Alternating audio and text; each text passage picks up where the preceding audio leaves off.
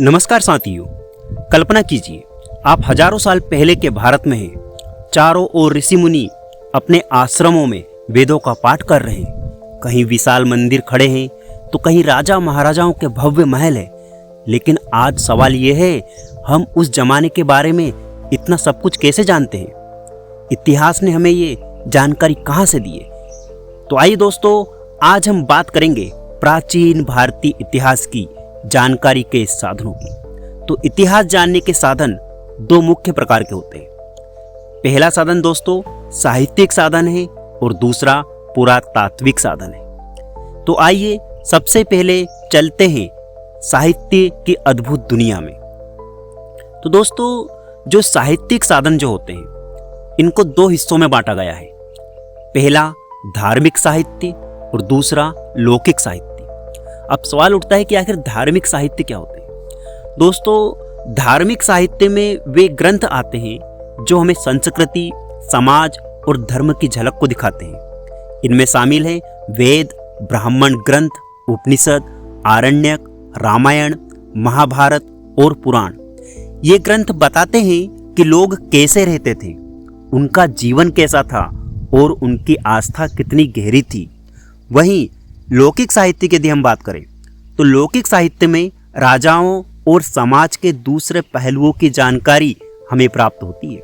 इसमें ऐतिहासिक ग्रंथ, विदेशी यात्रियों के विवरण, जीवनियाँ और कल्पना प्रधान रचनाएं आती हैं। चीनी यात्री फाहियान और हेनसांग के बारे में आपने सुना ही होगा।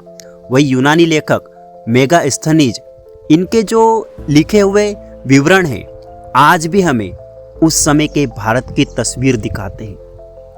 और हम बात करते हैं अब पुरातात्विक साधन की। तो दोस्तों अब हम चलते हैं धरती के नीचे छिपे खजानों की ओर, जिन्हें पुरातात्विक साधन कहते हैं। पुरातात्विक साधनों को तीन भागों में बांटा गया है: अभिलेख, मुद्राएं और भग्ना अवशेष, जिसको स्मारक भी कहते हैं। तो सबसे पहले हम बात करते हैं अभिलेख की। पत्थरों और धातु पर खुदे लेख, जैसे सम्राट अशोक के शिलालेख, जो हमें बताते हैं कि उस समय शासन और धर्म का स्वरूप कैसा था।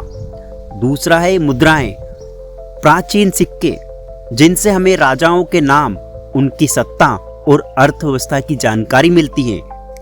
तीसरा है भग्न अवशेष या स्मारक, अजंता और एलोरा की गुफाएं, सांची स्तूप, नालंदा विश्वविद्यालय और प्राचीन मंदिर। ये हमें उस दौर की कला और संस्कृति की झलक दिखाते हैं। तो दोस्तों प्राचीन भारतीय इतिहास की जानकारी केवल किताबों से ही नहीं बल्कि शिलालेखों, सिक्कों और स्मारकों से भी प्राप्त होती है।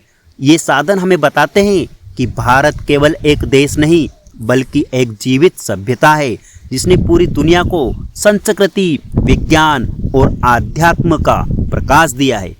तो दोस्तों अगर आपको हमारा यह वीडियो अच्छा लगता है तो लाइक कीजिए, शेयर कीजिए और हाँ, चैनल को सब्सक्राइब करना ना भूलिए, क्योंकि इतिहास सिर्फ बीते कल की कहानी नहीं है, इतिहास हमारी पहचान की जड़ है।